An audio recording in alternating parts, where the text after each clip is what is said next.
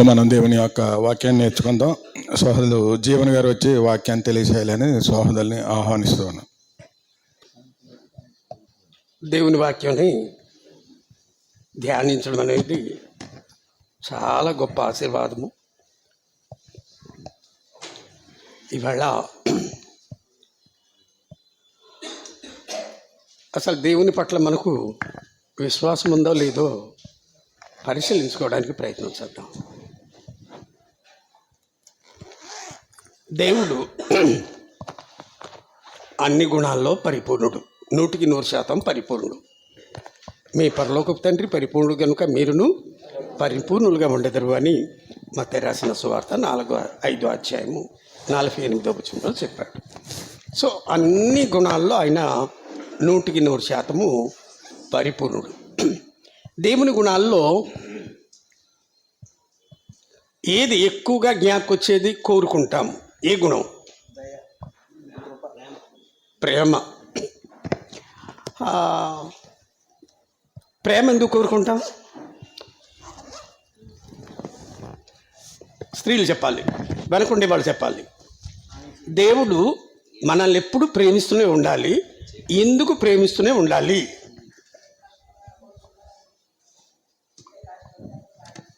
అమ్మా చెప్పండి. దేవుడు ప్రేమిస్తూనే ఉండాలి, ప్రేమే నేను కోరుకుంటాను. ఎక్కువగా నాకు ఇష్టమైన గుణం ఏమిటి అంటే దేవుని ప్రేమ అనుకుంటాం కదా. ఎప్పుడు జ్ఞాపకం వచ్చేది దేవుడు అనగానే ఏది జ్ఞాపకం వస్తుంది? ఆయన గుణాల్లో బాగా ఆలోచించండి. ప్రేమలో కనికరం ఉంటుంది, క్షమాపణ కూడా ఉంటుంది. ప్రేమ అనేక దోషములను కప్పును. కాబట్టి ఎక్కువ మందివి ఏం కోరుకుంటాం?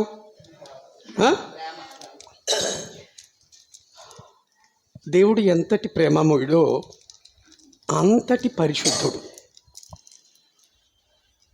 బాగా ఆలోచించాలి. దేవుడు ఎంతటి ప్రేమమయుడో అంతటి పరిశుద్ధుడు.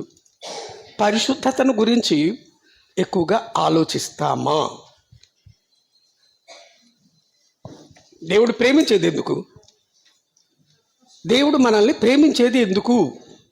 ఎందుకు ప్రేమిస్తున్నాడు? ఒకరు చదవండి.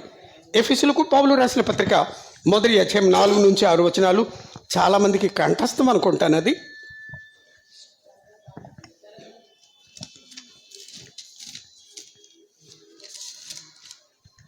సరే చూసి చదవండి. క్లాస్ చదవనగానే టేప్ రికార్డర్ లాగా వెంటనే ఆన్ చేయలేము కదా.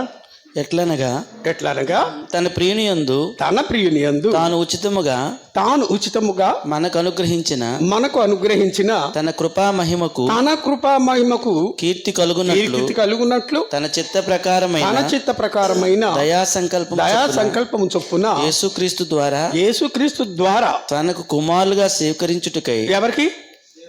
దేవునికి కుమారులుగా స్వీకరించుటకై మనలను ముందుగా తన కోసం నిర్ణయించుకొని మనము తన ఎదుట పరిశుద్ధులమును. ఎవరి ఎదుట? దేవుని ఎదుట ఎలా ఉండాలని? పరిశుద్ధులమును నిర్దోషులమై ఉండవలనని జగత్పునాది వేయబడక మునిపే ప్రేమ చేత ఆయన క్రీస్తులో మనలను ఏర్పరచుకొనెను. ఎలా కనబడాలి ఆయనకి? దాని గురించి ఆలోచిస్తామా? బాగా ఆలోచించాలి. నాణ్యానికి ఒక ప్రక్క ప్రేమ ఉంటే దేవుని ప్రేమను గురించి మాత్రమే ఎక్కువ మంది కోరుకుంటాము. అందరము, నేను, మీరు అందరము. దేవుడు ప్రేమమయుడు. దేవుడు లోకమును ఎంతో ప్రేమించాడు. కాగా తన అద్వితీయ కుమారునిగా పుట్టిన వాని యందు విశ్వాసముంచి ప్రతివాడు నశింపక నిత్య జీవము పొందినట్లు ఆయనను అనుగ్రహించను అని. ప్రేమలో పరిపూర్ణత సాధించినట్లే అని. నాణ్యానికి ఒక ప్రక్క ప్రేమ ఉంటే రెండో ప్రక్క పరిశుద్ధత.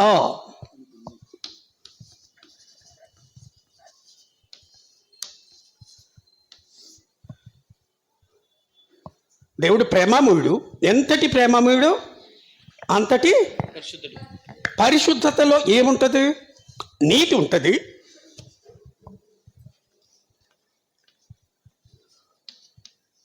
నీతి న్యాయముగా, అమ్మా ఎవరు అంటున్నారు ఏదో న్యాయముగా? గట్టిగా చెప్పండి. Yes, your right, thank you. న్యాయముగా తీర్పు తీర్చును. దేవుడు తీర్పు తీర్చాలా వద్దా? దేవుడు తీర్పు తీర్చాలా వద్దా? దేన్ని బట్టి?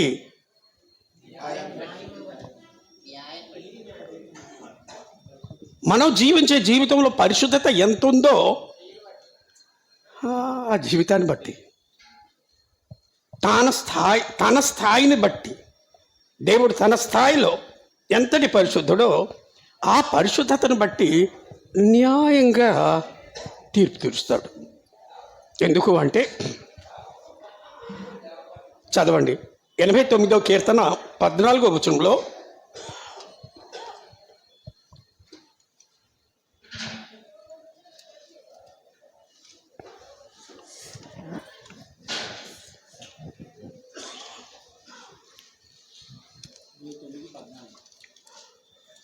ఎనభై 14 ఒక కీర్తనల గ్రంథంలోనే ఆ అంకె ఉంటుంది. ఇంకే గ్రంథంలో లేక పుస్తకాల్లో అన్ని అంకెలు ఉండేవాడు. అంటే 89వ కీర్తన. మిగతా వాటిలో అధ్యాయము అంటాము. నీతి న్యాయములు నీ సింహాసనముకు ఆధారం. నీతి న్యాయములు నీ సింహాసనమునకు ఆధారములు. కృపాసత్యం నీ సన్నిధాన వర్తనలు. ఎస్, కృపా సత్యము నీ సన్నిధి వర్తనములు. దేవుడు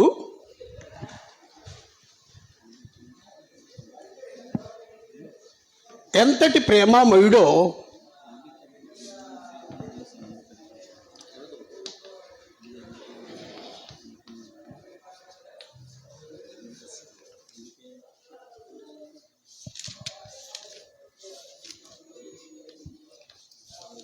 అంతటి పరిశుద్ధుడు. పరిశుద్ధతను గురించి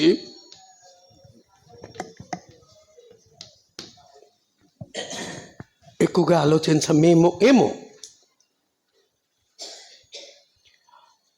దేవుడు పరిశుద్ధతను బట్టి ఏం చేస్తాడు? నీతిని చూస్తాడు. ఆయన నీతిగానే వ్యవహరిస్తాడు. పరిశుద్ధుడైన దేవుడు నీతిగా వ్యవహరించును అంటారు పెద్దలు. పరిశుద్ధుడైన దేవుడు నీతి క్రియలే చేయును అని.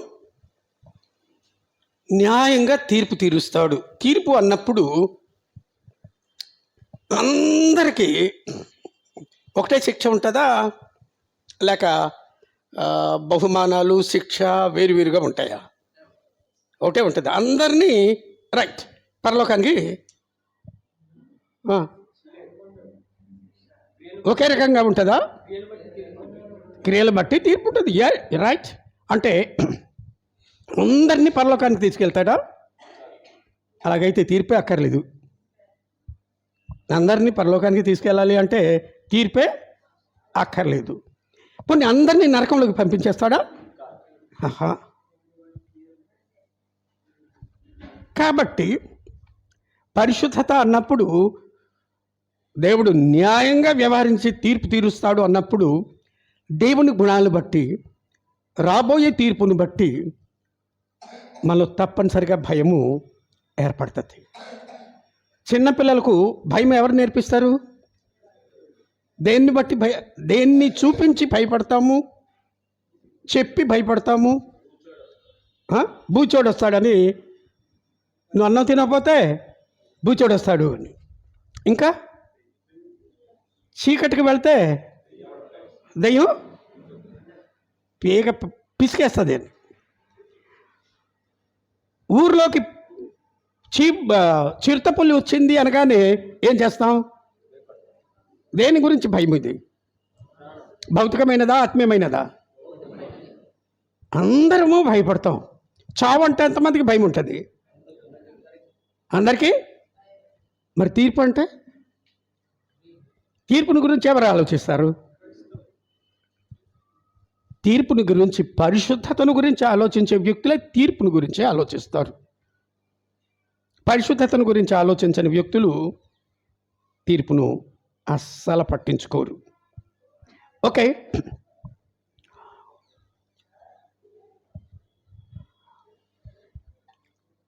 పరిశుద్ధత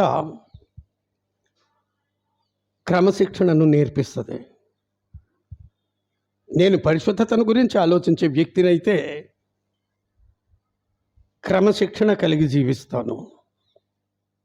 క్రమశిక్షణ అంటే తిన్నగా వెళ్ళడం అంటే కుడి కాదు, ఎడమ కాదు. తిన్నగా అంటే తినగానే. దేవుడు క్రమశిక్షణ కలిగిన దేవుడా, క్రమశిక్షణ లేని దేవుడా?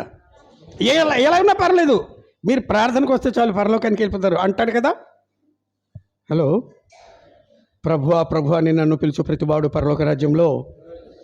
పరిశుద్ధతను గురించి మాట్లాడేది, ప్రేమను గురించి మాత్రమే కాదు. ప్రేమను బట్టి ప్రతి ఒక్కటి అనుగ్రహిస్తున్నాడు. ఓకే, దేవుని పట్ల భయము భక్తి నాకుందా? బాగా ఆలోచించాలి. రెండు కలిసి వెళ్తున్నాయి, భయము భక్తి అనేది.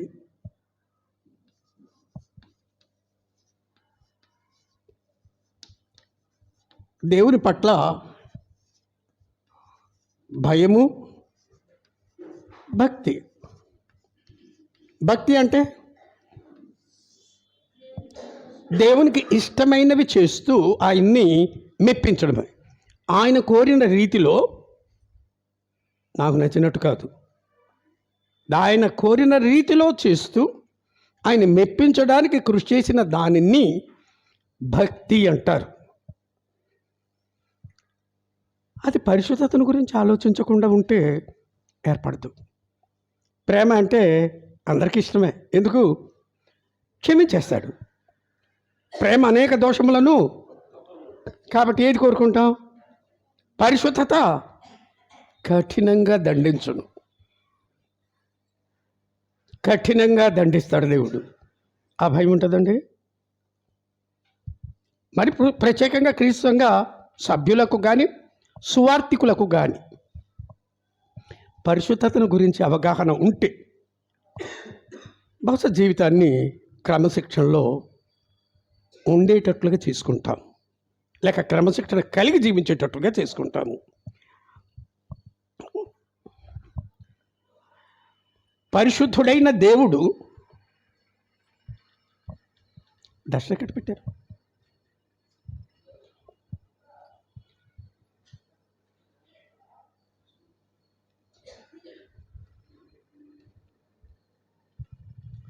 క్లీన్ చేశాడు, అక్కడ పడేశాడు. అంటే దేవుని స్వభావంలో నాణానికి ఒక ప్రక్క ప్రేమ కనబడితే రెండో ప్రక్క మనం ఒక పక్కే చూస్తామా, రెండు పక్కలు చూస్తామా? ఒక నాణ్యాన్ని తీసుకుని రెండు వైపులా ఏ నోట్ తీసుకున్నా రెండు ప్రక్కన రెండిటికి ఒకటే విలువ కదా, రెండు వైపులా ఉండేదానికి ఒకటే విలువ కదా, రెండు ఒకటే. అంటే ప్రేమకు ఎంత విలువో పరిశుద్ధత కూడా. కానీ మనకు ఎక్కువ ఇష్టమయ్యేది ఏది?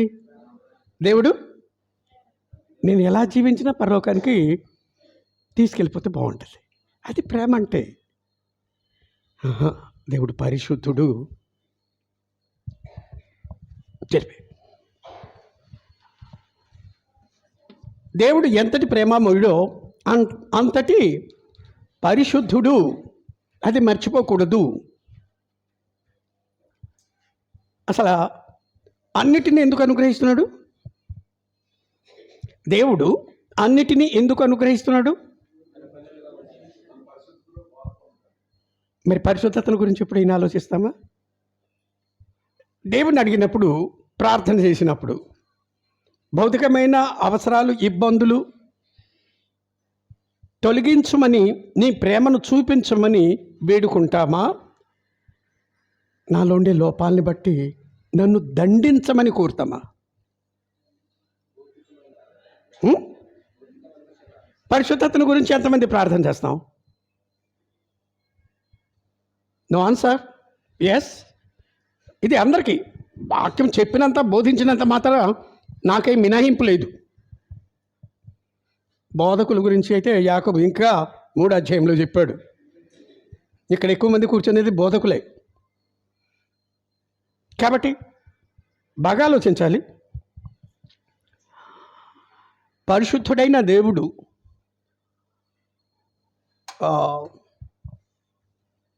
యాకోబు 1:27 ఒకసారి చదవండి.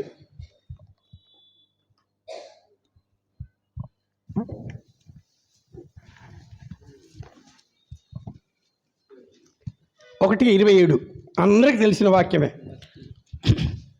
తండ్రి అయిన దేవుని ఎదుట ఆ, పవిత్రమును నిష్కలంకమునైన భక్తి ఏదనగా ఏమిటంటే దిక్కులేని పిల్లలను విధవరాలను వారి ఇబ్బందుల్లో పరామర్శించుటయు ఇహలోక మాల్యం తనకంటకుండా తను తాను కాపాడుకుంటున్నాడు. ఈ ఒక్క వచనంలో దేవుని 2 గుణాలు వెల్లడి చేస్తున్నాడు. ఏవేవి? అది దిక్కులేని వారిని పరామర్శించడం అనేది ఏ గుణానికి వర్తిస్తుంది? ప్రేమ. రెండోది ఇహలోక మాలిన్యము తనకు అంటకుండా తను తాను, రైట్, అది ఏ గుణానికి వర్తిస్తుంది? రెండింటి గురించి ఆలోచిస్తామా? ఒకటి ఉంటే చాలు అనుకుంటామా? బాగా ఆలోచించాలి. ఎస్, మనల్ని ఇంకా ప్రాణాలతో ఉంచాడు కాబట్టి దేవునికి కృతజ్ఞతలు. దేవుని యెడల భయము భక్తి క్రమశిక్షణను నేర్పిస్తుంది. దేవుని యెడల నిజంగా భయం ఉంటే 10 గంటలకు క్లాస్ అన్నప్పుడు ఎన్ని గంటలకు వస్తాం? క్లాస్ ఆరాధన కావచ్చు, ఎన్ని గంటలకు వస్తాం? దేని గురించి ఆలోచించము. ఒకవేళ ఎప్పుడో ఒకసారి బండి పాడైంది, పంచర్ అయిపోయింది, ట్రాఫిక్ జామ్ అయింది, పెట్రోల్ అయిపోయింది, ఇంకేమైనా సమస్యలు ఉంటాయా? అప్పుడే చుట్టాలు వచ్చారు. వాళ్ళు ఎప్పుడు రారు. ఏ రోజు వస్తారు? అద్భుతమైన ఆశీర్వాదం అది, ఆదివారం చుట్టాలు రావడం అంటే. రైట్, ఎప్పుడో ఒకసారి అవుద్ది, ప్రతివారం అవ్వదు. ప్రతివారము ఆలస్యం చేసిన వాళ్ళల్లో దేని పట్ల అవగాహన లేక నమ్మకం లేదు. జవాబు రావాలి. పరిశుద్ధత. దేవుడు పరిశుద్ధుడని నమ్మటం లేదు.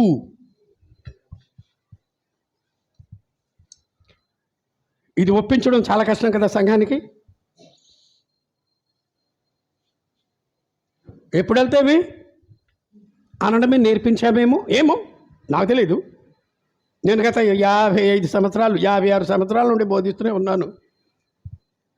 కృష్ణానదిలో నీళ్లు అలా వస్తుంటాయి, బంగాళాఖాతంలో కలిసిపోతూనే ఉంటాయి. మీరు బోధించేదేదో బోధించండి, మేము వచ్చాం కాబట్టి వచ్చాము, అంతే. రావాలనుకున్నాం కాబట్టి వచ్చాము. ఓహో, ఇక్కడ ఏ నది ఉందండి?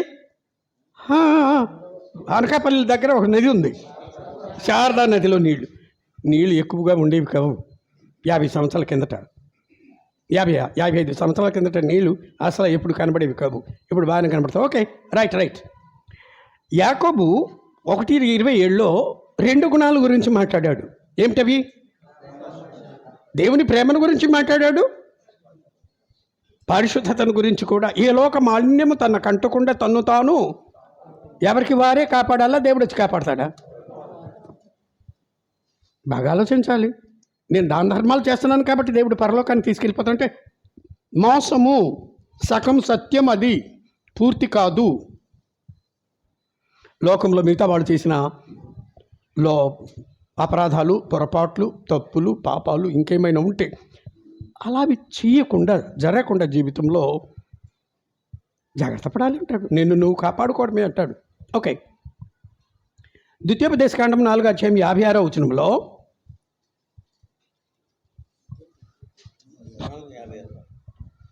36 అండి, సారీ, ద్వితీయోపదేశకాండము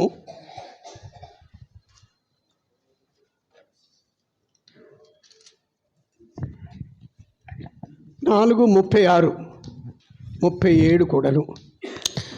నీకు బోధించుటకు ఆయన ఆకాశం నుండి తన స్వరమును నీకు వినిపించెను, భూమి మీద 4:35, 36, 36, 37 చదివాను కదా. 35 నుండి చదవచ్చు. అయితే యెహోవా దేవుడనియు ఆయన తప్ప మరి ఒకడు లేడనియు నీవు తెలుసుకున్నట్లు అదే కదా నీవు తెలుసుకున్నట్లు అది నీకు చూపబడిను. నీకు బోధించుటకు ఆయన ఆకాశంలో తన స్వరము నీకు వినిపించెను.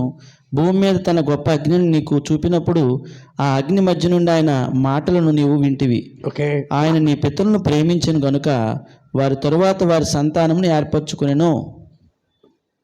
దేవుడు పరలోకము నుండి మాట్లాడుతుంటే, ఆకాశము నుండి మాట్లాడుతుంటే ఇశ్రాయేల్ ప్రజలు భయపడ్డారా? భయపడలేదా? ఎందుకు భయపడ్డారు? ఎందుకు భయపడ్డారు? పురుషులు చెప్తారా, స్త్రీలు చెప్తారా? ఎవరు? మరి వాళ్ళు ఎందుకు భయపడ్డారు?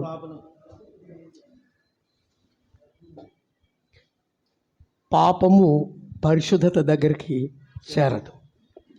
దేవుడు పాపమును చేరనివ్వడు, తీవ్రంగా వ్యతిరేకిస్తాడు. దేన్ని? దేవుడు అంటే భయం ఉంటే చిన్న లోపం గురించి మాట్లాడతాను. భోజనం చేసిన తర్వాత క్లాసులో కూర్చుంటే చిన్న లోపం ఏమిటండి? అది ఒక పెద్ద లోపమే అంటున్నారు. ఎవరంటే భయం లేదు? ఎవరి ప్రత్యక్షతను అంగీకరించలేకపోతున్నాను? దేవుడు లేడనే. చాలా కోపంగా చూస్తుంది ఆమె నా వైపు. అలాగంటారా? అందరూ ముందు కూర్చున్నారు, బాగా కనబడతారు. నేను దగ్గరికి రమ్మనేది కూడా అందుకే, అందరినీ చూడాలి అని. దేవుని ప్రత్యక్షత ఉంటే ఇశ్రాయేలీయులు గొగ్గోలు పెట్టారు. మేము బ్రతకలేము, మేము చనిపోతాము. ఎందుకు?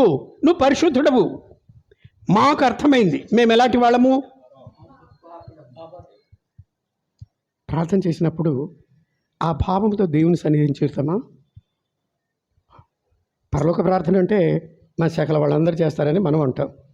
పరలోకమందున్న మన తండ్రి, ఆ మాట అన్నప్పుడు ఆయన పరిశుద్ధుడని నిజంగా నమ్ముతామా? నాలో ఉండే లోపాలు, నా ఊహల్లో ఆలోచనలో ఉండే లోపాలని ఆయన చూస్తున్నాడు, గమనిస్తున్నాడు. తగిన ప్రతిఫలము, దండన విధిస్తాడనే భయం ఉంటుంది మనకు. నీ నామం పరిశుద్ధపరచబడును కాకనే అది జస్ట్ స్టేట్మెంట్ లాగా పలుకుతామా, లేక నిజంగా అనుభూతితో మాట్లాడతామా? ఎవరు మాట్లాడటం లేదు, బాగాలేదేమో. దేవుని పరిశుద్ధత, వాళ్ళు భయపడ్డారు. ఎస్, పరిశుద్ధుడైన దేవుడు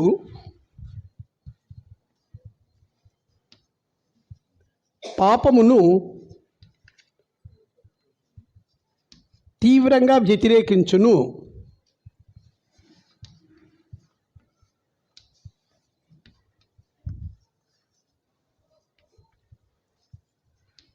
పోనీలే అనుకోడు. వ్యతిరేకిస్తాడా? ఒక ఉదాహరణ చెప్పండి. గుడ్. అంతకుముందు ఇంతకుముందు ఆదాము హవ్వ, స్టార్టింగ్ అక్కడే. వాళ్ళు భయపడ్డారా? ఎందుకు భయపడ్డారు? దేవుడి ముందే చెప్పాడు, ఆ చెట్టు పండు తిను దినమున నువ్వు నిశ్చయముగా. దేవునిలో ఈ గుణాన్ని తెలియపరిచే మాట అది. ఆజ్ఞను మీరితే దండన విధించే గుణమేది? మరి మనం పరిశుద్ధులుగా ఉండాలని కదా జగత్ పునాది వేయబడ మునిపై ప్లాన్ వేసుకున్నాడు దేవుడు. మరి దాని గురించి ఎందుకు మనం పట్టించుకోము? ప్రార్థనకి వెళ్తే చాలు, క్రీస్తు సంఘ సభ్యులం కాబట్టి. దేవుడు ఏం చేస్తాడు? పరలోకానికి ఇంకా తీసుకెళ్ళిపోతాడు. పిలువబడిన వారు ఎవరిని ఉద్దేశించి ఆ మాట? పిలువబడిన వారు. బయటికి పిలువబడిన వారు అంటే ఎవరు? వారిలో ఎంతమంది రక్షించబడతారు? అదే, ఎంతమంది? అందులో నేనుంటానా? తెలీదు. రక్షణ క్రీస్తు సంఘం వాళ్ళకే లేకపోతే మిగతా వాళ్ళకి ఉంటుందమ్మా? వాళ్ళ సంగతి మనకి ఎందుకు, ముందు మన సంగతి చూసుకుందాం. క్రీ సంఘం వాళ్ళకి రక్షణ దుర్లభము అన్న పదాన్ని పేతురు వాడాడు. క్రీ సంఘం వాళ్ళకే రక్షణ దేవుని సంకల్పం తెలిసినా సరే. ఎందుకని? దేని గురించి ఎక్కువగా మనము క్రీ సంఘ సభ్యులము, సువార్థికులము దేని గురించి తీవ్రంగా ఆలోచించము? పరిశుద్ధుడైన దేవుడు. సోదరులు చెప్పారు, ఎస్ నాదా బాబీ ఏం చేశాడు దేవుడు? ఆయన ఇచ్చిన మాటను ఆ టైంలో మాత్రము యాక్టివిటీ అయింది, పని చేసింది. నెమ్మదిగా వెళ్ళిపోయారు. అంటే యేసు ప్రభు క్షమించమంటే అపఖ్యాతి పాలు చేయాలి. ధర్మశాస్త్రానికి వ్యతిరేకంగా అయినా బోధిస్తున్నాడు.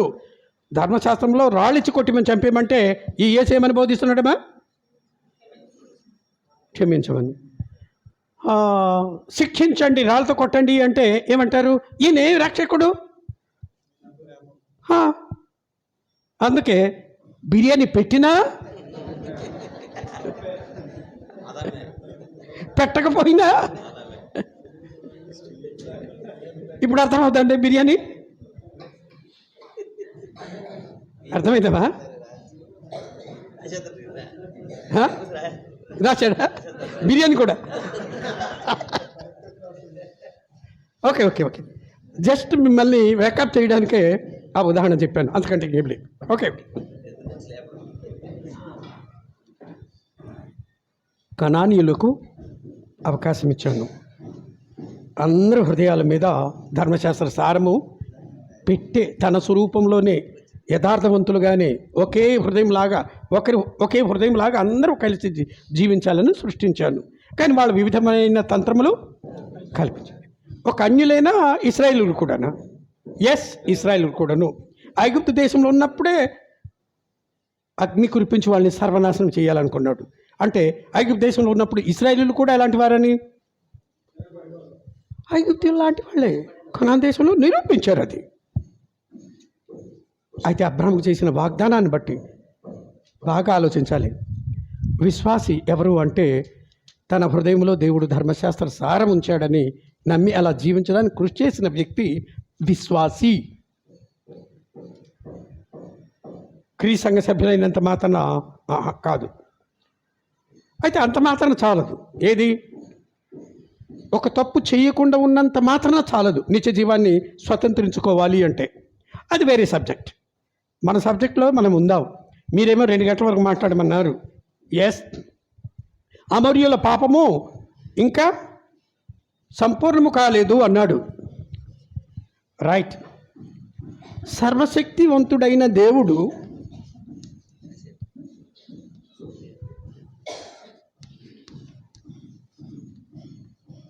మీకు అర్థమవుతుందో లేదో తెలియదు.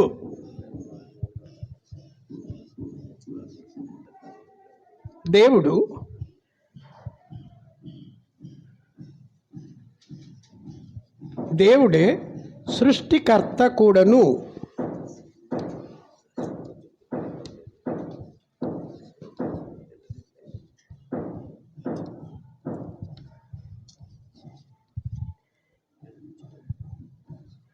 ముప్పై 33వ కీర్తన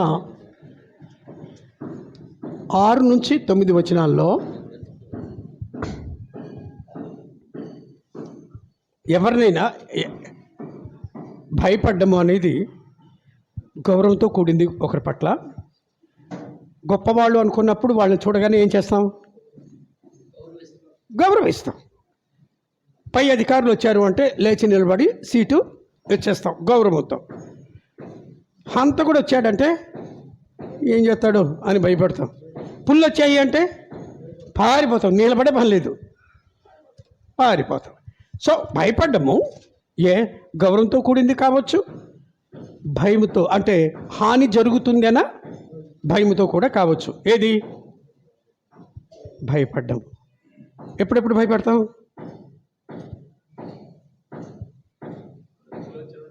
పుల్లు వచ్చినప్పుడు, హాని జరుగుతుందని, చంపేస్తుందని. ఇంకోటి చెప్పాను ముందు, గౌరవనీయమైన వ్యక్తి వచ్చినప్పుడు ఏం చేస్తాం? ఎస్, గౌరవంతో నిలబడి పక్కకు తప్పుకుంటాం, సీట్ చూపిస్తాం, వారి పట్ల భయము భక్తిని కనపరుస్తాం. తప్పు చేశాము అనుకున్నప్పుడల్లా దండన వస్తుంది అన్న భయం ఉంటుందా? ఉండదా? ఇశ్రాయేలులకు అదే. రైట్, యెహెజ్కేలు గ్రంథంలో ఆ మాట అంటాడు.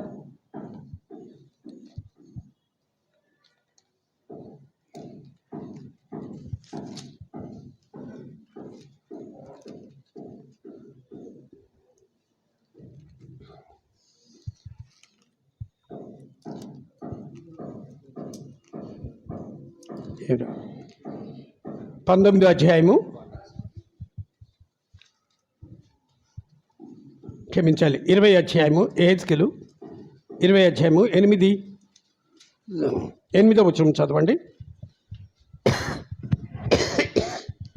అయితే వారు నా మాట విననొల్లక నా మీద తిరుగుబాటు చేసి తమకిష్టమైన హేయకృత్యములు చేయుట మానలేదు, ఐగుప్తీయుల విగ్రహములను పూజించుట మానలేదు. కనుక వారు ఐగుప్తీయుల దేశంలో ఉండగానే నేను నా రౌద్రం వారి మీద కుమ్మరించి నా కోపం వారి మీద తీర్చుకుందని అనుకుంటుని. దేవుడు తన రౌద్రమును ఎక్కడున్నప్పుడు కుమ్మరిస్తానన్నాడండి శ్రీను గారు. ఎందుకు?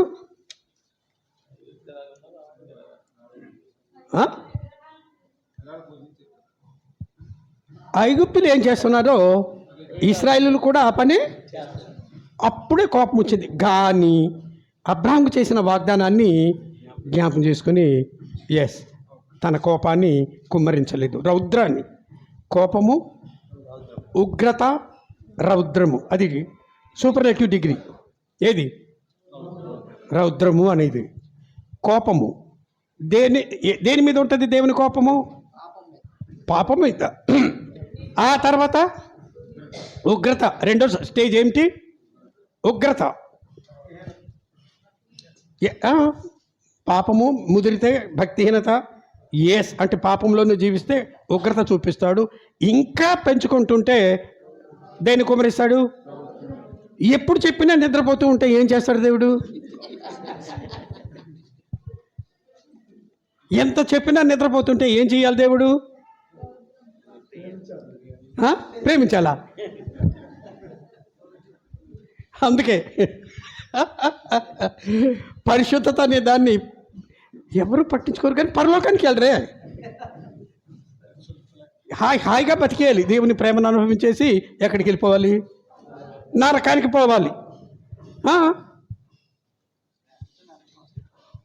కేవలము ప్రేమే కావాలి అంటే క్రమశిక్షణ లేకుండా, భయం భక్తి లేకుండా, దేవుడు పరిశుద్ధుడు అన్న విషయాన్ని అంగీకరించకుండా జీవిస్తే, కేవలము ప్రేమ మాత్రమే కావాలి అనుకుంటే, నా ప్రాణమా తినుము, తాగుము, సుఖించుము, సంతోషించుము అంటే ఎక్కడికి వెళ్తారు? నవ్వుతున్నాడు ఈయన. ఎవరికైనా పంపించారా? క్రమశిక్షణ చర్య తీసుకుంటాడు అంటే తన పరిశుద్ధతలో పాలు పొందడానికే అంటాడు హెబ్రీ పత్రిక రచయిత. కానీ ఏది అక్కర్లేదు, ఇష్టం ఉండదు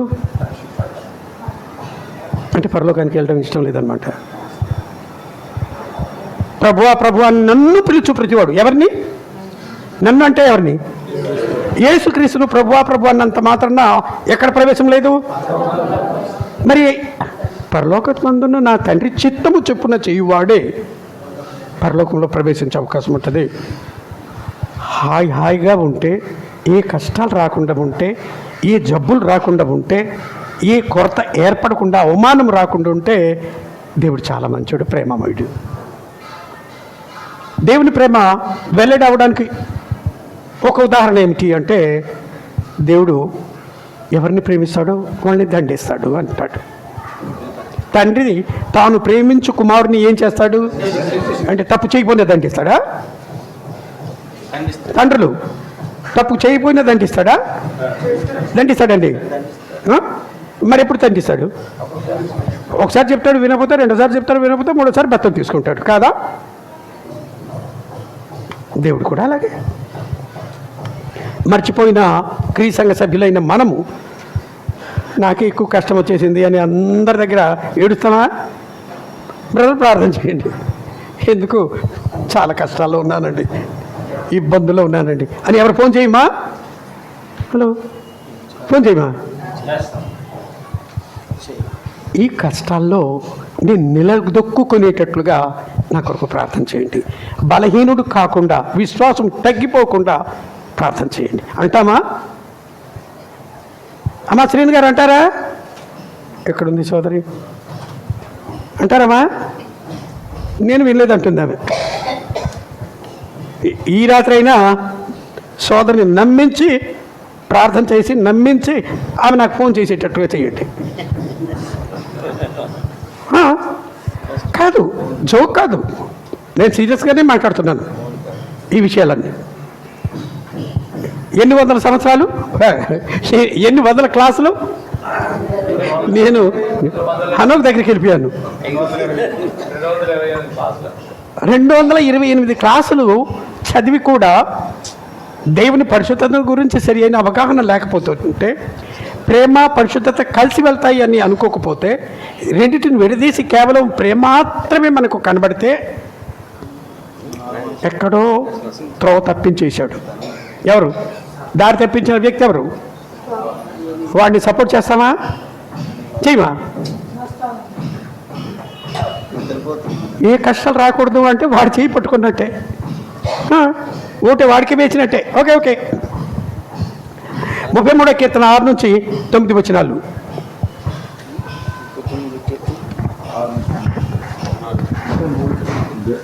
అంటే మెదడుకు మేత. నా క్లాస్ మెదడుకు చురుగ్గా పనిచేయడము అలవర్చుకోకపోతే కష్టమే. ఈ క్లాస్ కూర్చోవడం కష్టమే. చాలామంది వెళ్ళిపోతారు అందుకే. ఓకే, కమాన్. నవ్వుతున్నారు, చిన్నయ్య గారు నవ్వుతున్నారు. ఎందుకు? చాలామంది వెళ్ళిపోతారు. మెదడుకు మేత అని అనుకోరు.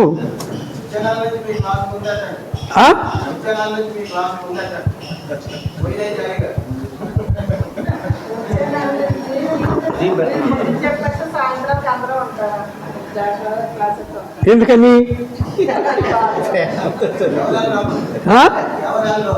ఎందుకని? ఇది అర్థం కావటం లేదని. అంతేగా, దాని అర్థం అంతే కదమ్మా. మెదడును పదును పెట్టడానికి ఇష్టపడనిది మెదడుకు పదును పెడితే, ఎస్ దేవుడా నా లోపాలు నాకు అర్థమయ్యేటట్టుగా చేసావు, నీకు కృతజ్ఞతలు. దేవుని చిత్తమైతే ఒకసారి దేవునికి నిజంగా కృతజ్ఞతలు తెలియపరుస్తామా? భౌతికమైన వాటిని గురించా, కష్టాల గురించి కూడా కృతజ్ఞతలు. భౌతికమైన లాభాల గురించా, వచ్చిన కష్టాల గురించి కూడా దేవునికి కృతజ్ఞతలు చెప్తామా? కష్టాల గురించి కూడా కృతజ్ఞతలు చెప్తామా అమ్మా? చాలా చాలా సంతోషంగా ఉంది దేవుడా, ప్రైజ్ ద లార్డ్ అంటారు కదా కష్టాలు వచ్చినప్పుడు.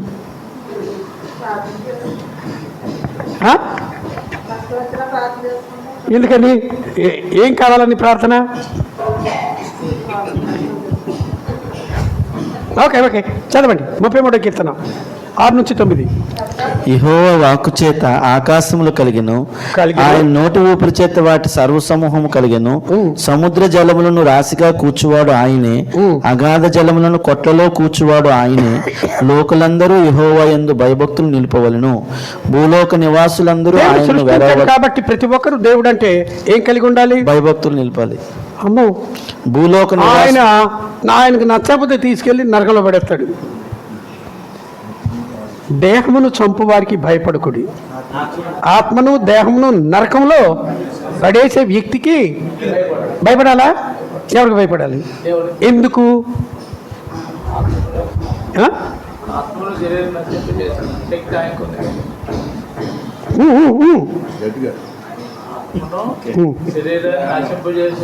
ఎస్, నరకంలో వేయగలిగిన శక్తి ఎవరికి ఉంది? ఎవరైనా చంపేస్తే రైట్, ప్రాణం పోద్ది. కానీ దేవుడికి కోపం వస్తే ఆత్మను తీసుకెళ్ళి, నేను ఆత్మ అంటే నేను, నన్ను నరకంలో పడేస్తాడు. ఎస్, భూలోక నివాసులందరూ ఆయన్ను వెరవవలెను. ఆయన మాట సెలవీయగా. న్యాయవంతుడైన దేవుడు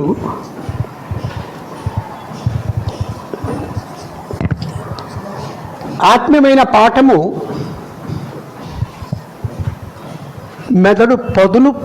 మెదడుకు పదులు పెట్టాలి అనుకున్న వాళ్ళు కూర్చుంటారు. హాయిగా సాగిపోవాలనుకున్న వాళ్ళు ఆత్మీయమైన పాఠాలని వినడానికి, అంగీకరించడానికి ఇష్టపడరు. అది వాస్తవం. శరీర సంబంధం అంటే ఎస్, శ్రమలు కూడా గొప్ప ఆశీర్వాదము అన్న భావన ఎవరికైతే ఉంటుందో వాళ్ళకి ఆత్మీయమైన పాఠాలు ఉంటే ఆసక్తి ఉంటుంది. ఓకే, న్యాయవంతుడైన దేవుడు న్యాయవంతుడా కాడా?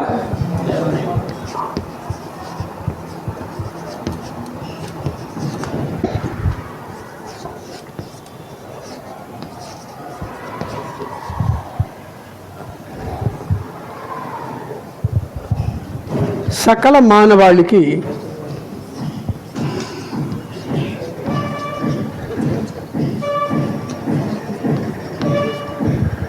తీర్పు తీర్చును, న్యాయంగా అన్యాయంగా.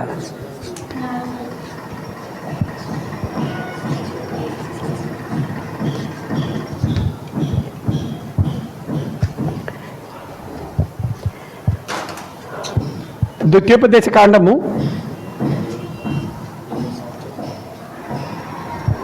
17వ అధ్యాయము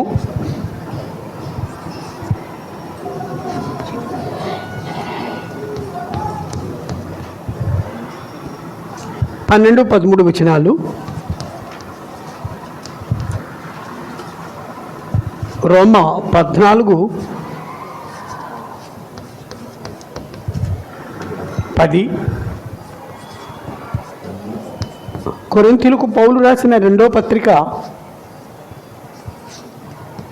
5:10.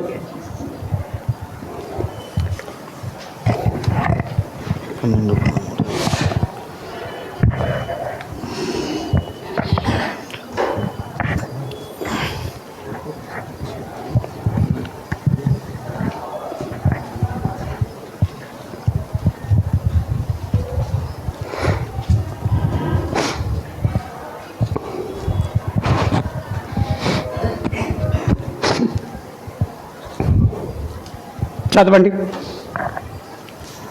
ద్వితీయోపదేశకాండం 17:12-13. ఎస్. మరియు ఎవడైనను మూర్ఖించి అక్కడ నీ దేవుడైన యెహోవాకు పరిచర్య చేయుటకు నిలుచు యాజకుని మాటనే గాని ఆ న్యాయాధిపతి మాటనే గాని విననొల్లని ఎడల వాడు చావవలెను. అట్లు చెడుతనమును ఇశ్రాయేల్లో నుండి పరిహరింపవలను. ఎస్. అప్పుడు జనులందరూ విని భయపడి మూర్ఖవత్తను విడిచిపెట్టెదరు. దేవునికి భయపడితే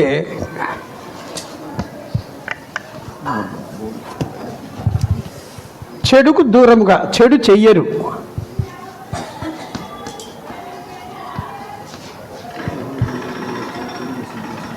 దూరముగా ఉంటారు.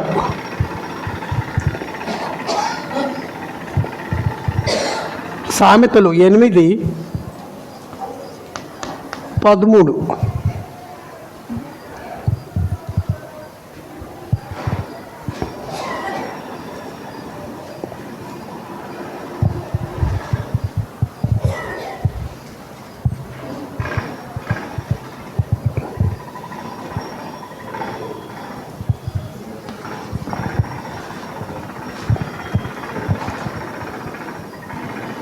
చదవండి.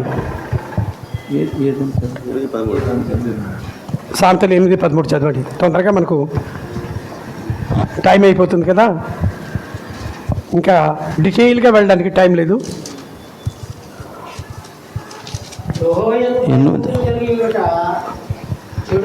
8:13. అంటే నాకు దేవుడు అంటే భయము, భక్తి ఉంటే, ఆయన పరిశుద్ధుడు అన్న భయం ఉంటే ఏం చేస్తాను? చెడు అంటే నాకు ఇష్టమైతే, ఒకరిని తిట్టడం నాకు ఇష్టమైతే, దేవుడు అంటే నాకు,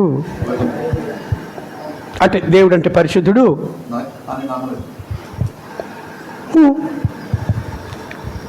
దేవుడు ప్రేమామయుడు అవసరమే, కానీ దేవుడు పరిశుద్ధుడు అవసరం లేదు. ఇలాంటి సందిగ్ధ స్థితిలో ఒకవేళ మనం ఉంటే ఎవరు పడేసి ఉంటారు? అమ్మా ఆడ మీద చేద్దామా? నాకు నేనే ఆ. ఎందుకు నవ్వారు? అంటే వాడికంటే దరిద్రులం అనమాట. వాడు ఇంకొకరి మీద నెట్టేస్తుంటాడు. వెళ్ళవయ్యా దేవుడా, నువ్వు అన్ని ఆశీర్వాదాలు ఇస్తున్నావు కాబట్టి ఆ యోబు దేవుడా దేవుడు అంటున్నాడు. ఇవన్నీ తీచే, నీ ముఖం మీద నిన్ను దూషించి వెళ్ళిపోతాడు అని ఎవరి మీద చెప్పాడు? యోబు మీదే చెప్పాడు. మనమేమో సాతాను మీద నెట్టేస్తే ఎవరికంటే దరిద్రులము? మాట్లాడటం లేదు ఎవరు? ఆయనకి అర్థమైంది, ఈయనే చెప్తాడు. మీరు మాకు చెప్తున్నారా, బోధిస్తున్నారా, తిడుతున్నారా అన్నట్టుందా? కాదా? ఎవరు మాట్లాడకపోతే మనం అర్ధాంగీకారమే లేక పూర్తి అంగీకారమా? నేను ఇష్టపడితే, ఆదామావలు ఇష్టపడితేనే ఆ చిట్టుపండు తిన్నారు. స్వేచ్ఛ స్వాతంత్రం దేవుడు, నీ ఇష్టం. తింటే తినొచ్చు, తింటే ఏం జరుగుతుందో చెప్తాను, తినకపోతే నాతో కలిసి సావాసం చేస్తామంటే ఎవరి స్వయం నిర్ణయాధికారానికి వదిలేశాడు దేవుడు? మనిషి స్వయం నిర్ణయాధికారానికి వదిలేశాడు. ఎవరు దుర్వినియోగం చేశారు? మనిషే చేశాడు. నేను ఇలా మారడానికి, మీతో అలా మాట్లాడడానికి ఈ రంగయ్య గారే కారణం అని ఎవరి మీదైనా నెట్టేస్తాం? ఎప్పుడైనా నెట్టేసి ఉంటామా? వాడి వల్ల నేను చెడిపోయానండి, వాడి వల్ల నాకు రావాల్సిన ఆదాయం రాలేదు, లేక జరగవలసిన మేలు జరగలేదని ఎవరితైనా ఎప్పుడైనా అన్నామా? ఇంకొకరి మీద నెట్టేలేదా? బాగా ఆలోచించాలి. జరిగిన హానికి నా పాత్ర ఎంత ఉంది? ఇంకొకరి మీద నెట్టేయడం కాదు. ఇంకొకరు నేను దిద్దలేను, ఇంకొకరు నోరు మూయలేను, ఆపలేను, ఇంకొకరు ఆలోచన మార్చలేను. నా నోరు మూయగలను, నా ఆలోచన నేను దిద్దుకోగలను. నా పాత్ర ఎంత ఉంది జరిగిన నష్టానికి, నేను ఏం చేస్తే ఈ నష్టం కలిగింది అని ఆలోచించగలిగిన, స్వతంత్రంగా ఆలోచించగలిగిన శక్తిని, సామర్థ్యాన్ని దేవుడు మనలో ఉంచాడు. లేదా వింటూ ఉండగా బోల్డ్ అన్ని ఆలోచనలు వస్తాయా? రావా? తలుపుతే సరిపోద్ది కదంటే డేవిడ్ గారు ఆలోచించడం లేదా? బాగా ఆలోచించాలి. Yes, okay. దేవునికి భయపడితే చెడుకు దూరంగా ఉంటాం. చెడు గురించి మనం మాట్లాడినా, ఆలోచించినా, చేసినా ఎవరంటే భయం లేదు. అసలే క్రీ సంఘ సభ్యులం. ఎవరము? క్రీ సంఘ బోధకులం.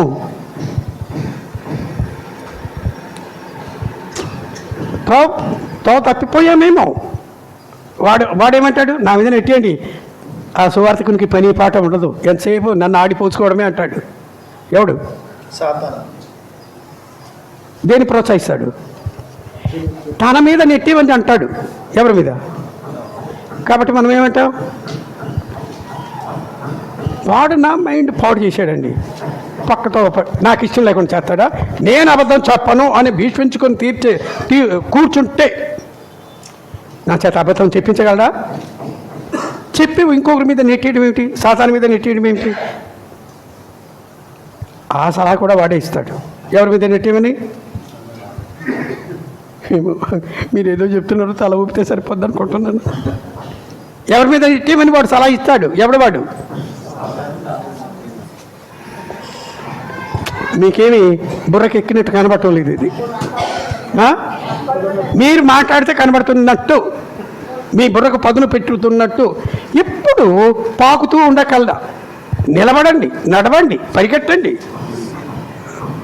ఆత్మీయంగా ఎంతసేపు స్పూన్ ఫీడింగ్ అయినా ఈయనకి అర్థమైందమ్మా?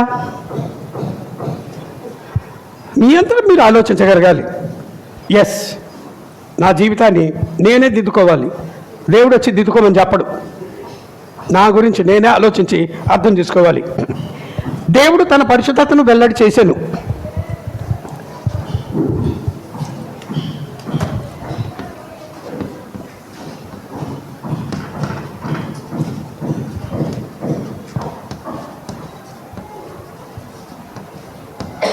ఎంతమందికి భయం వేస్తుందో నాకు తెలీదు, కానీ ఒక సిస్టర్ గారు మాత్రము ఫోన్ చేసి చెప్పారు ఈ పాఠం చెప్పినప్పుడు, నేను నరకానికి పోతానేమో, మా కుటుంబం వాళ్ళందరూ నరకానికి పోతారేమో అని భయం వేస్తుందండి పాఠం వింటున్నంతసేపు అని.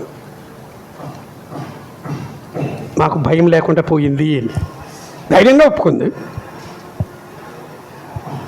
ఆయన సృష్టికర్త, మాట్లాడితే లోకమంతా సృష్టించబడింది. అప్పటికే లేదు. ఆయన పరిశుద్ధుడు, పాపాన్ని తీవ్రంగా వ్యతిరేకిస్తాడు, దారి చేరనివ్వడు. పాపం చేయవాడు ఏమవ్వాలి? చావాలంతే, మార్చుకోడు. ఆ దేవుని నేను తృణీకరిస్తున్నానా? ఆ పరిశుద్ధతను నేను సన్మానించడం లేదా? ఆ మాట అన్నాడా? మీరు నా పరిశుద్ధతను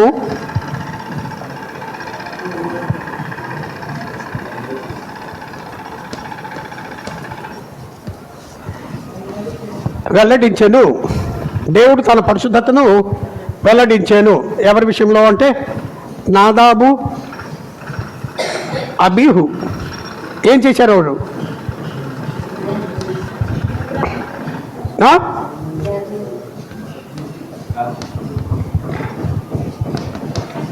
ఎవరు మాట్లాడటం లేదు.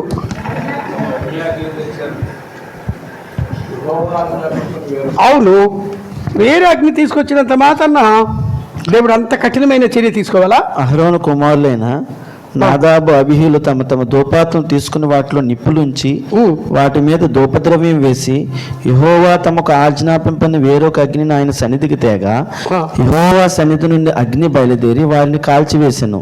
వారు యెహోవా సన్నిధిని మృతి పొందిరి. అప్పుడు ఏమయ్యారు? మృతి పొందిరి.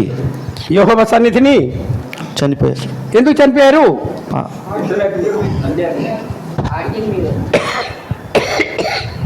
పాపం.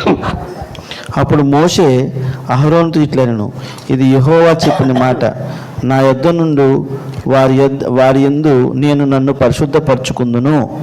ఏం చేయాలి? దేవుడు తన్ను తాను పరిశుద్ధపరచుకుందును. పరిశుద్ధపరచుకోవడం అంటే ఏం చేయాలి? కఠినమైన దండన. ప్రజలందరి ఎదుట నన్ను మహిమపరచుకుందును. 30వ అధ్యాయము నిర్గమకాండంలో 9వ వచనము.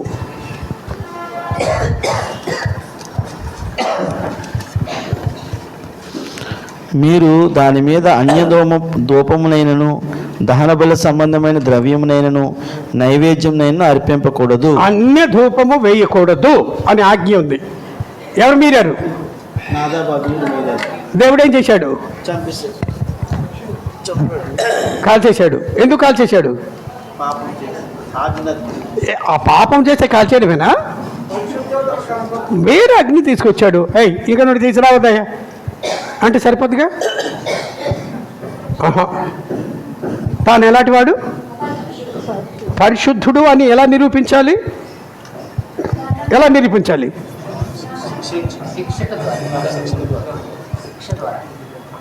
చంపేయడమే. ఏడవద్దన్నాడు తండ్రిని. తన్ను తాను పరిశుద్ధునిగా చేసుకొనెను. మోషే 40 సంవత్సరాలు నాతో సహవాసం చేశావు, నేనెంతటి పరిశుద్ధుడు నీకు అర్థం కాలేదు. దండన వేశాడా వేయలేదా? సో పరిశుద్ధతను పక్కన పెట్టేసి దేవుడు ప్రేమిస్తే చాలు అనుకుందామా? ఏం చేయాలి? రెండింటిని సమన్వయం చేయాలి. దేవుని ప్రేమ కావాలి, ఆయన కోరినట్టుగా పరిశుద్ధులుగా, అంటే ఇచ్చిన ఆజ్ఞ ఉన్నట్టుగా ఆచరించాలి, పాటించాలి. దేవుడు పరిశుద్ధుడు అంటే ఆయన ఏం చెప్పితే అలాగే ఆ పని చెయ్యాలి. కుడి ఎడమ ఉండకూడదు, మన సొంత ఆలోచన ఉండకూడదు. మోషేకు దేవుడు ఒక ఆధిక్యతనిచ్చాడు. స్నేహితులతో మాట్లాడినట్టుగా అతనితో మాట్లాడాడు. ఆయనను స్వేర్ చేశాడా? మోషే అహరోన్ను స్వేర్ చేశాడా? విడిచిపెట్టేశాడా? ఏం చేశాడు? తన పరిశుద్ధతను నిరూపించుకున్నాడు. ఏం చేసి? దండన శిక్ష విధించి. అలా కాకపోతే దేవుని నమ్మిన ప్రతి ఒక్కరు పరలోకానికి వెళ్ళిపోతారు. పిలువబడిన వారు అనేకులు, ఏర్పరచబడిన వారు ప్రభువా ప్రభు అని పిలుచు ప్రతివాడు ఎవరికి వర్తిస్తాం? అది క్రీస్తు సంఘ సభ్యులకు. పిలువబడిన వారు అంటే ఎవరు? క్రీస్తు సంఘము. సంఘము పిలువబడిన వారు అంటే సంఘము. వాళ్ళకే లేదు, క్రీస్తు సంఘం వాళ్ళకే. అందరూ వెళ్తారని గ్యారంటీ ఏమి లేదు. రమణ గారేమో ఆశ్చర్యంగా చూస్తున్నాడు, ఒకళ్ళు పెద్దవి చేసి, అదేంటి ఈయన ఇలా మాట్లాడుతున్నాడు అని. నా అభిప్రాయం కాదు అది. దేవుణ్ణి ఎంతసేపు ఎలాంటి దేవుడిగా పూజిస్తే బాగుంటుంది అనుకుంటాం? చూసి చూడనట్టప్పుడు ఉన్నావు, ఇప్పుడు కూడా ఉండు. దేవుడు చాలా మంచివాడు కదమ్మా. మంచివాడు. మంచివాడు అంటే దేవుడు మాత్రమే, ఇంకెవరు కాదు. మంచివారి మీదను చెడ్డవారి మీదను తన సూర్యుని ఉదయింపజేసే ఆయన మంచివాడు. ఆయనలో ఏ గుణం మనకు నచ్చదు అంటే ఎంత దారుణమండి. క్రీస్తు సంఘ సభ్యులమై దేవుడా ఎప్పుడు మమ్మల్ని ప్రేమించు, నన్ను నేను తప్పు చేసినప్పుడు దండించు అని ప్రార్థన చేస్తామా? ఏంటో ఎందుకని? ఆయన పరిశుద్ధత అంటే అర్థం కాక ఆయన మనకు లాంటి వాడే అనుకున్నాడు. ఎవరు? ఆ మోషే. అహరోను విషయంలో కూడా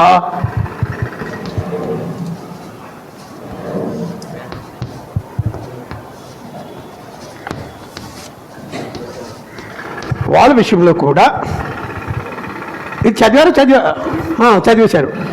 సంఖ్యాకాండము 20వ అధ్యాయము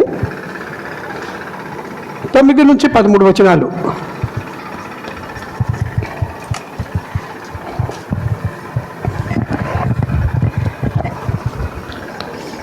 యెహోవా అతనికి ఆజ్ఞాపించినట్లు మోషే ఆయన సన్నిధి నుండి ఆ కర్రను తీసుకొని పోయాను. తరువాత మోషే అహరోనులు ఆ బండ ఎదుటి సమాజంను పోగు చేసినప్పుడు అతడు వారితో, ద్రోహులారా వినుడి, మేము ఈ బండలో నుండి మీ కొరకు నీళ్లు రప్పింపవలనా అనెను. అప్పుడు మోషే తన చెయ్యి ఎత్తి 2 మార్లు తన కర్రతో ఆ బండను కొట్టగా నీళ్లు సమృద్ధిగా ప్రవహించెను, సమాజమును పశువులను త్రాగెను.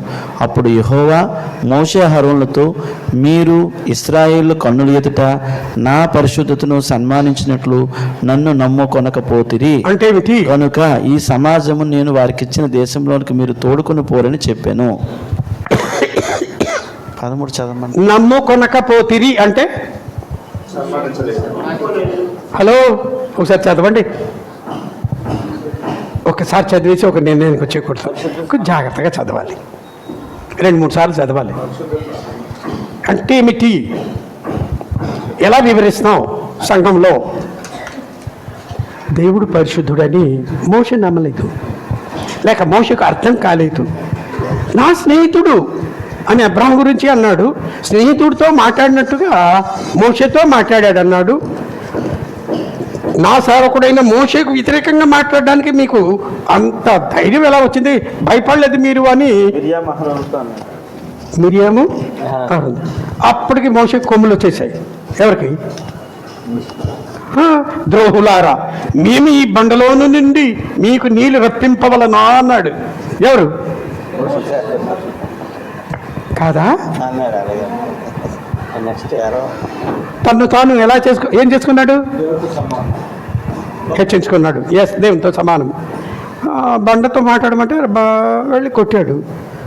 నీకు అర్థం కాలేదు. నేను ఎలాంటి వాడినని? పరిశుద్ధుడని. నీకు పరిశుద్ధుడు అంటే ఏంటి అమ్మా? నువ్వు చెప్పు. పరిశుద్ధుడు అంటే పాపరహితుడు. ఓకే, పరిశుద్ధుడు అని నేను నమ్ముతున్నాను అనడానికి రుజువు. దేవుడు పరిశుద్ధుడని నేను నమ్ముతున్నాను అనడానికి రుజువు ఏమిటో తెలుసా? ఇచ్చిన ఆజ్ఞల్ని తూచా తప్పకుండా అలాగే ఎప్పుడు పాటిస్తా.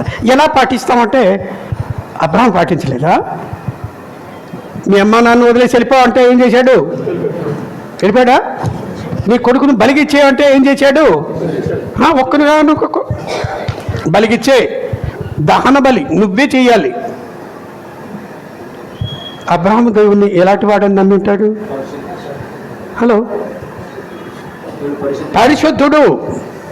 కానీ మోషే నమ్మలేదని దేవుడే చెప్పాడు.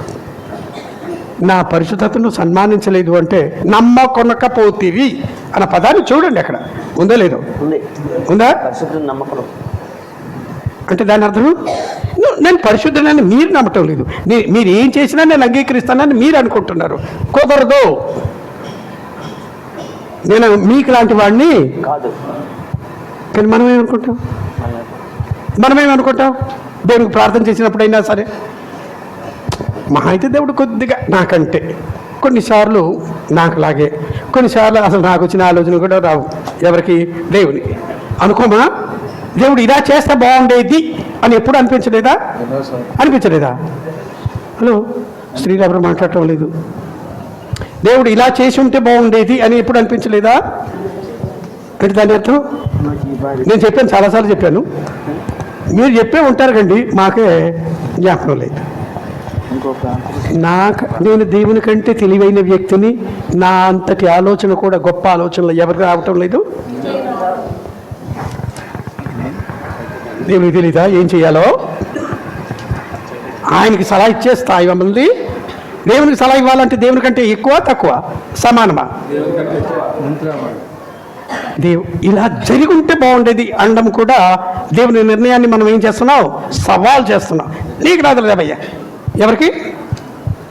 దేవునికి సరైన ఆలోచన రాదు అని. పిల్లలకు దేవుడంటే భయము భక్తి నేర్పించాలా, బోధించాలా? అందుకే అక్కడ ఖాళీగా ఉంచాను. మీరు ఏం చెప్తే అది రాస్తాను. నేర్పించాలంటే ముందు ఎవరికి ఉండాలి? బోధించాలా, నేర్పించాలా? బోధించాలా, నేర్పించాలా? నేను చేసేది ఇప్పుడు బోధ. నేర్పించడం అంటే ఏమిటి? చేసి చూపించి వాళ్ళ చేత చేయించడము. చేసి చూపించి వాళ్ళ చేత అలాగే చేస్తామా పిల్లల విషయంలో? దేవుడు అంటే భయము. నీకేంట్రా, నీకేం కావాలని అడుగు అనే తల్లిదండ్రులు ఉంటారా? అమ్మ, తల్లులు చాలా మంచోళ్ళు, అమాయకంగా తల ఊపేస్తారు. పురుషులు మేము ఒప్పుకోవాలా, నీకెంత కావాలంటే అంత ఇచ్చేస్తాను అనే తండ్రులు ఉంటారండి? ఉంటారా? దేవుడంటే భయము భక్తి ఎవరికి నేర్పించాలి? నేర్పించకపోతే ఆ తల్లిదండ్రులు వాళ్ళకి లేదండి, ఆ పిల్లలు అలాగైపోతారు. ఆ కుటుంబం అంతా తీర్పు దాటి పరలోకంలో వెళ్తుంది కదా. పరలోకానికి చెబుదాం, ఎక్కడి నుంచి మొదలు పెడదాం? ఫస్ట్ కూర్చుంటే అదే గొడవ, వచ్చేసరి మనకి వెళ్ళిపోతాడేమో. వద్దు, కుటుంబం వెళ్ళదు. కుటుంబం మొత్తం ఎవరి మీద ఆధారపడింది? తండ్రి మీద. తండ్రులారా, మీ పిల్లలకు కోపం రేపక ప్రభు యొక్క బోధలోను శిక్షలోను పెంచండి. ఎస్, అరే భోజనం చేస్తున్నావు, అసలు అది భోజనం చేయడానికి నువ్వు యోగ్యుడువా అని భోజనం చేయకముందు పిల్లలతో అంటామండి. మీ నాన్న సంపాదిస్తున్నాడు, నేను సంపాదిస్తున్నాడు, నీకేం రాజా బేటర్ లాగా ఉండు, తిరుగు బలాదూర్. పరలోకానికి వెళ్ళే యోగ్యత ఉండదు. పిల్లల జీవితాన్ని సర్వనాశనం చేయాలి. దేవుడికి భయభక్తి పిల్లల్లో ఉండాలి అంటే ముందు ఎవరిలో ఉండాలి?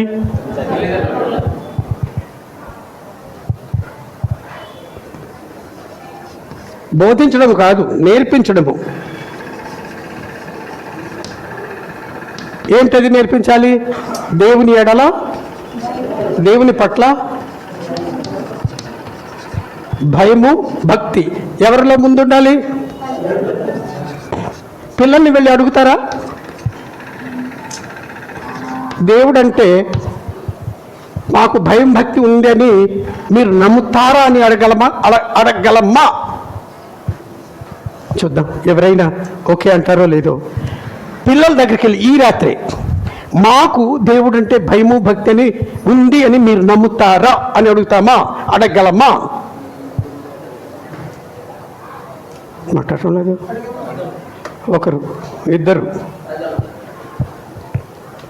బాగా ఆలోచించాలి. వాళ్ళు సందిగ్ధ స్థితిలో పడిపోతారు. ఎవరు? అమ్మా నాన్న నిజం చెప్తే తంతారేమో అని ముందు నాన్న అంటారేమో, భయపడిపోతారుగా. నిజం చెప్పే ధైర్యము, స్వేచ్ఛ, స్వాతంత్రం పిల్లలకి ఇచ్చామా? నిజం చెప్తారా? మన లోపాన్ని గురించి మనతో మాట్లాడతారా? ఎప్పుడైనా అరుస్తామా మనము?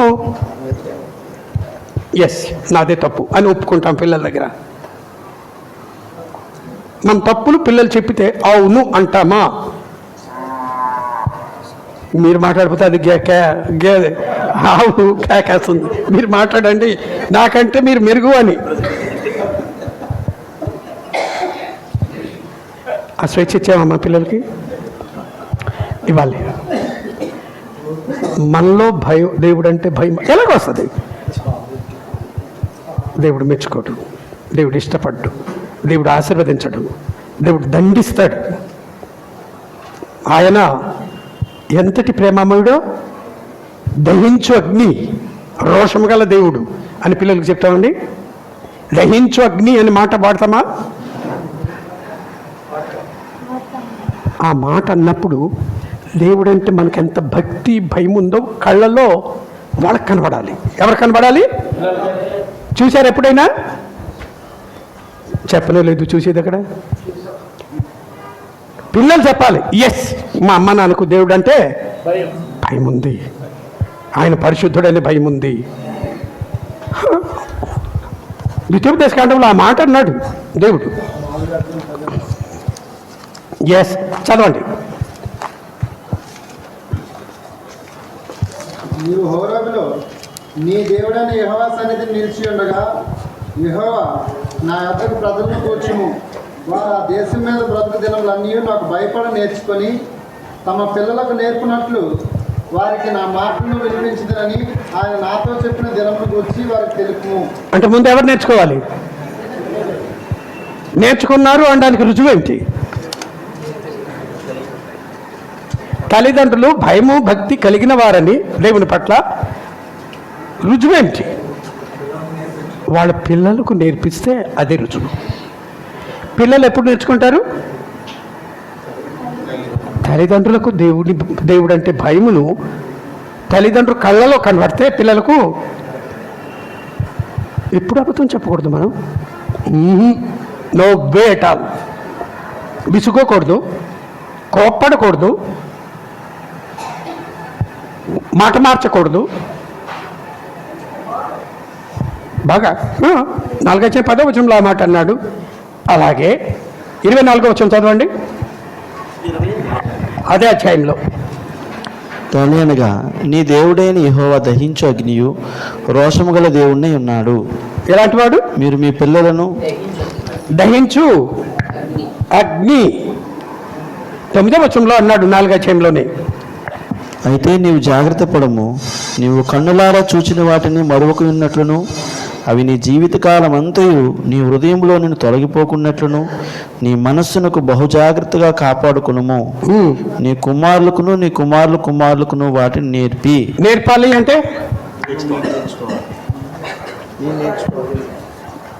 పిల్లలకు నేర్పించడం అంటే ఏంటి? టీచర్ చెప్పండి. చేసి చూపించడమే కాదు, వాళ్ళ చేత చేయించాలి. అది నేర్పించడం అంటే. బాలుడు నడవలసిన త్రోవను వానికి ఎప్పటి నుంచి? దేవుని పరిశుద్ధతను గురించి మాట్లాడడానికి ఎవ్వరము బహుశా ఇష్టపడమేమో, నాకు తెలియదు. ఎంతసేపు దేవుడు ఎలాంటి వాడని? ప్రేమామయుడని కాదు, దయామయుడు. ఎస్, కానీ అసలు ప్రేమ చూపించేదంతా ఎందుకు? వాళ్ళు క్రీస్తు స్వరూపంలో పెరగాలంటే క్రమశిక్షణ ఉండాలి. అది పరిశుద్ధత. ఆత్మీయంగా ఎదగడము అనేది పరిశుద్ధత. ప్రేమించేది దేవుడు ఎందుకు? నువ్వు పరిశుద్ధుడిగా రూపుదిద్దుకోవాలి. అందుకు ప్రేమిస్తున్నాడు. ఆరోగ్యం కానీ, ఆహారం కానీ, జ్ఞానం కానీ, తెలివితేటలు కానీ, ఆస్తి కానీ, అంతస్తు కానీ, సమాజంలో గౌరవం కానీ, అధికారము కానీ, ఇల్లు, వాకిలి, భవనము ఏదైనా సరే దేవుడు ఎందుకు ఇస్తున్నాడు అంటే క్రీస్తు గుణాలు పెంచుకోవడానికి. అది పరిశుద్ధత. వచ్చిన చదివి ముగించేద్దాం. 4 గంటలు అయిపోయింది. శ్రమలు, కష్టాలు వచ్చినప్పుడు దేవుడు నన్ను ప్రేమిస్తున్నాడు అంటే తప్పు చేసినందుకు కాదు, తప్పు చేయకపోయినా వచ్చే శ్రమల గురించి మాట్లాడుతున్నాడు. తప్పు చేయకపోయినా వస్తుందంటే వస్తుంది అన్నాడు. నీతి నిమిత్తము హింసింపబడేవారు ధన్యులు, పరలోక రాజ్యము. అంటే నీతిగా బతికినా వస్తుందంటే వస్తుంది. యేసు ప్రభువు ఏ తప్పు చేశాడని ఇన్ని శ్రమల పాలయ్యాడు? ఏ తప్పు చేశాడు? శ్రమలు వచ్చారా లేదా? విచారించాడా? తీసేయమన్నాడా? నోవే. హెబ్రీ పత్రిక రచయిత 12వ అధ్యాయము 10వ వచనంలో 10-11 వచనాలు 12వ అధ్యాయము.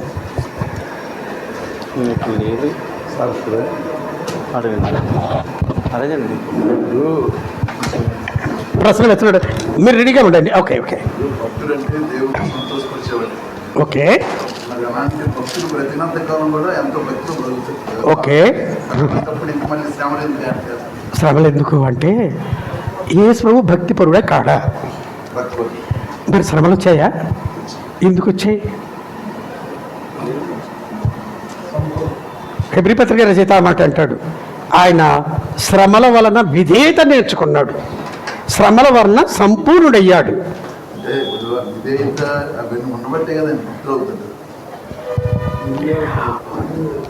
మన దృష్టిలో అది భక్తి కాదు, ఆయన దృష్టిలో భక్తి అవ్వాలి. మన దృష్టిలో మనం ఏం చేసినా సరే ఒక ఏర్పరచుకున్న మార్గం ఎట్టిదైనాను అది వాని దృష్టికి ఎలా ఉంటుంది? నోరు మూసుకొని కూర్చో అన్నాను.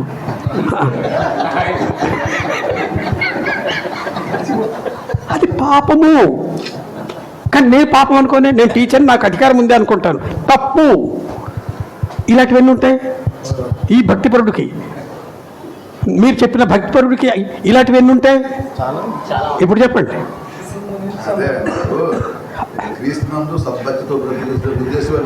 ఎస్, ఖచ్చితంగా శ్రమల పాలవుతారు. అది నియమము.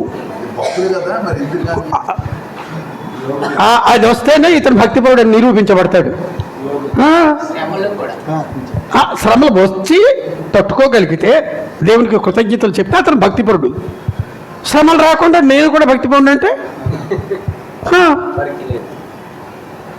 మరి భక్తిపరుడికి శ్రమలు ఎందుకు? అది లోకంలో ఉండే ఆలోచన. ఏది? క్రీస్తు యేసునందు సద్భక్తితో బ్రతుకును ఉద్దేశించి వారందరూ హింస పొందుదురు. 2 తిమోతి 3వ అధ్యాయము 12వ వచనంలో చెప్పబడిన మాట. అది జీవ నియమము. ఎవరు ఏర్పాటు చేశారు? ఎందుకయ్యా అని అడిగితే ఎవరు అడుగుతున్నావు? అసలుకి బుద్ధి ఉందా ఎవరికి? బీ కేర్ఫుల్, చాలా జాగ్రత్తగా ఉండాలి. నేను ఈ తప్పు చేయలేదు, యోగాలాగే అనుకున్నాడు, తప్పది. దేవుని ప్రశ్నించే హక్కు ఎవరికి? జీవ నియమం ఏమిటి అంటే క్రీస్తు యేసునందు సద్భక్తితో బ్రతుకును ఉద్దేశించి వారందరూ అందరూ హింస పొందుదురు. నీతి నిమిత్తము హింసింపబడేవారు ధన్యులు, పరలోక రాజ్యము. నా నిమిత్తము జనులు మిమ్మల్ని నిందించి, ఆ తర్వాత మాట నువ్వు చెప్పు, మీరు చెప్పండి. ఒకటి వదిలేశారు. You're right. అబద్ధముగా మీ మీద చెడ్డ మాటలల్లా పలుకున్నప్పుడు మీరు ధన్యులు, సంతోషించి. రమణ గారు చెయ్యిందా అని వేశారు అభండాలు. ఏం చేయాలి? రండి ఇంటికి వచ్చి ఒక డ్రింక్ తీసుకొచ్చి ఇచ్చి థ్యాంక్స్ అండి. ఏమండి అంటే నాలో ఓర్పు సహనం ఎంత ఉందో నేను తెలుసుకునేటట్టుగా మీరు సహాయం చేశారండి. మీరు తిట్టినందుకు నాకు కోపం వచ్చింది. ఓహో, నా ఓర్పు అంతేనమాట. నా సంగతి నేను అర్థం చేసుకునేటట్టుగా మీరు సాయం చేశారు కాబట్టి కృతజ్ఞతగా మీకు ఈ కూల్ డ్రింక్ ఇస్తానంటే జీవితంలో ఎప్పుడు తిట్టడు కాదా? తిడతాను మళ్ళీ అమ్మ తిడితే ఈయన మేము బాగుపడిపోతాడు అంటే అయినా తిట్టడు ఇక.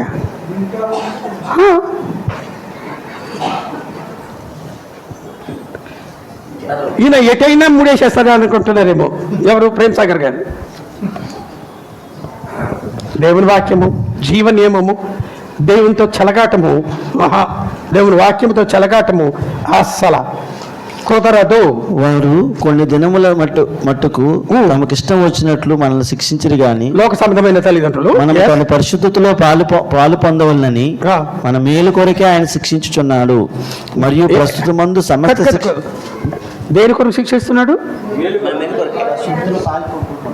తన పరిశుద్ధతలో పాలు పొందేటట్లుగా మన మేలు కొరకే ఏం చేస్తున్నాడు? కాబట్టి ఏం చేయాలి? ఈ శ్రమల్ని అనుమతించినందుకు దేవుడా చాలా సంతోషం. ఇవాళ ప్రార్థన సావాసం కూటం కోరుకోవచ్చు. ఎందుకు? నా తప్పులు నేను తెలుసుకుని ఏర్పాటు చేశాడు దేవుడు. నా తండ్రికి నేనంటే ఎంత ప్రేమ, దేవుడు ప్రేమిస్తున్నాడు అనడానికి రుజువు ఏమిటి? ఏ తప్పు చెయ్యనప్పుడు. నీతి గురించి మాట్లాడడం అంటే ఇది. మీరు బాల్యదశలో ఉంటే నీతిని గురించి ఎలా మాట్లాడతాం అంటాడు ఎవరు? హెబ్రీ పత్రిక రచయిత. మీరు పాలు తాగవలసిన వాళ్ళే కానీ ఉదయం పూట మీరు చెప్పేస్తే బాగుంటుంది, కానీ సాయంత్రానికి అర్థమైందా? రైట్. హెబ్రీ పత్రిక రచయిత ఇంకా అంటాడు 2వ అధ్యాయం 10వ వచనంలో,